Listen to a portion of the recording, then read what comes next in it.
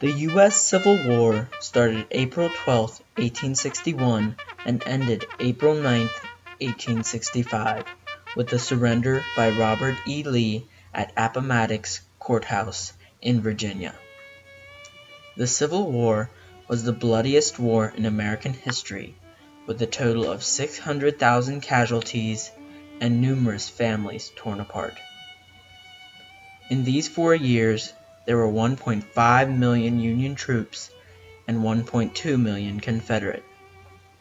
This war was the result of differences between the North and the South based on their beliefs, namely slavery. The Civil War ultimately changed the shape of our country's morals and values.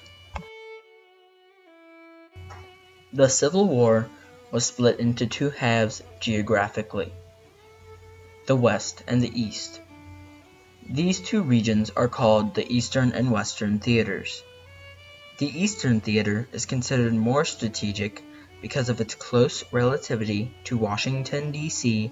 and other large East Coast cities. The most important battle in the Eastern theater was the Battle of Gettysburg. Gettysburg was a 3-day bloody battle that resulted in the most casualties in the Civil War, with 51,000 dead, injured, or missing. Gettysburg was a key defensive victory to keep the South out of striking distance from the capital. However, the North still needed to offensively defeat the South in the Western theater to win the Civil War.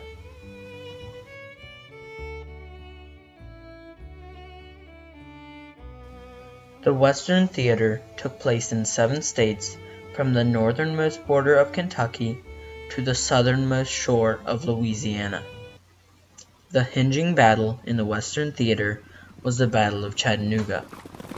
The Battle of Chattanooga lasted from November 23rd to November 25th, 1863, with a relatively small amount of Union Confederate casualties compared to other Civil War battles, but was the most important offensive win for the North.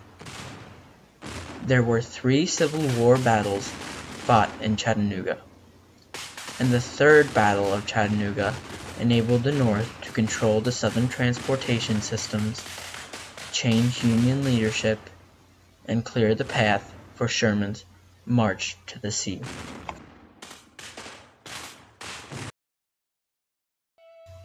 The numerous train routes as well as the Tennessee River near Chattanooga provided the much-needed logistic advantages for the Union to win the Civil War in the Western Territory. By seizing Chattanooga, this helped the Union transport supplies and troops by rail or river, also known as the Cracker Line, into Chattanooga. The Union's victory in the Battle of Chattanooga also severely cut off the key supply routes of the Confederate troops.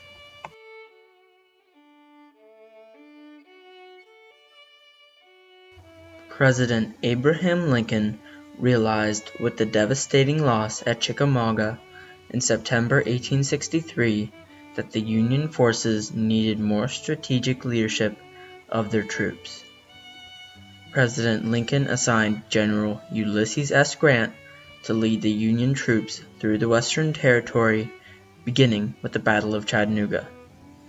This strategic decision by President Lincoln afforded Grant the power to make some beneficial Union leadership changes. Grant immediately appointed General George Thomas commander of the Army of Cumberland, replacing Rosecrans, which helped the Union defeat the Confederates in the Battle of Chattanooga. Ultimately, these timely leadership changes raised the morale and trust of the Union soldiers and motivated them to win the Battle of Chattanooga.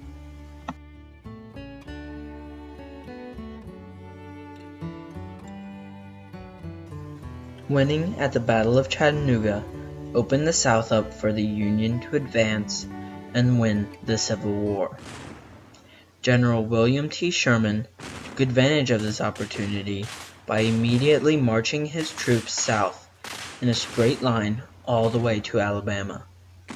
His troops destroyed everything in their path, including railroads, chopping trees to block passages, and burning towns to the ground. Sherman's march to the sea crippled the western theater of the South and cut off the much-needed logistic supplies to the Confederate capital of Richmond, Virginia.